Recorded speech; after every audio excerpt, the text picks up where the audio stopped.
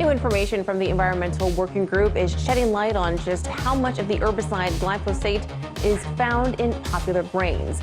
RT's Sarah Montes de Oca has that story, plus how much the EPA has changed their guidelines over time. So, Sarah, you've been following this story closely since the EWG's report and its criticism. So, what's the latest? So, the EWG has received a lot of criticism, especially from concerned parents as well, asking, what do we do?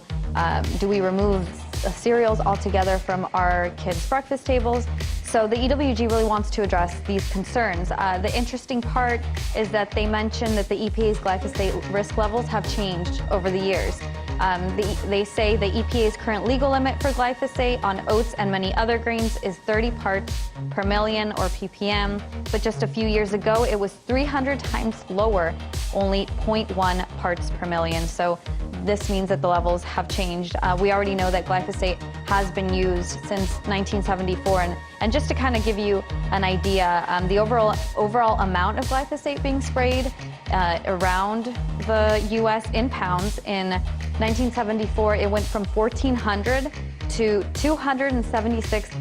425 pounds, and that's in 2014, which is the last year we have that's been recorded. So that in agriculture alone, it went from 800 pounds to almost 250,000 pounds, which is a huge increase. To put this a little bit into perspective, the EWG mentioned the risk levels changed. So soybeans, for example, it went from 15 to about 100, and remember, this is in parts per million.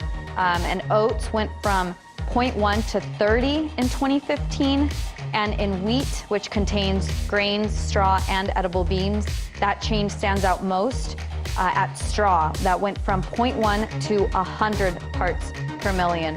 So glyphosate, is a huge source for farmers. They heavily rely on glyphosate, and the amount that's used, like you can see, has increased because it really is a good source for them to help in the weed killer, but it's affecting our foods.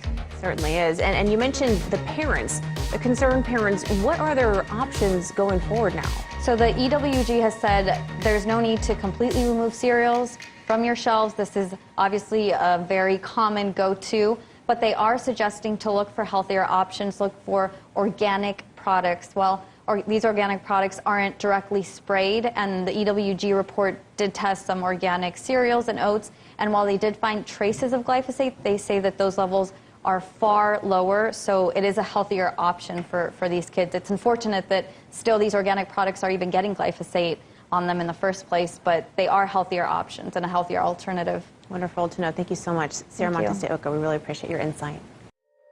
Hey YouTube, thanks for checking out our channel. We hope you enjoyed the video. We have tons of content for you just like this. For more of RT America's one-of-a-kind news and analysis, be sure to subscribe and never stop questioning more.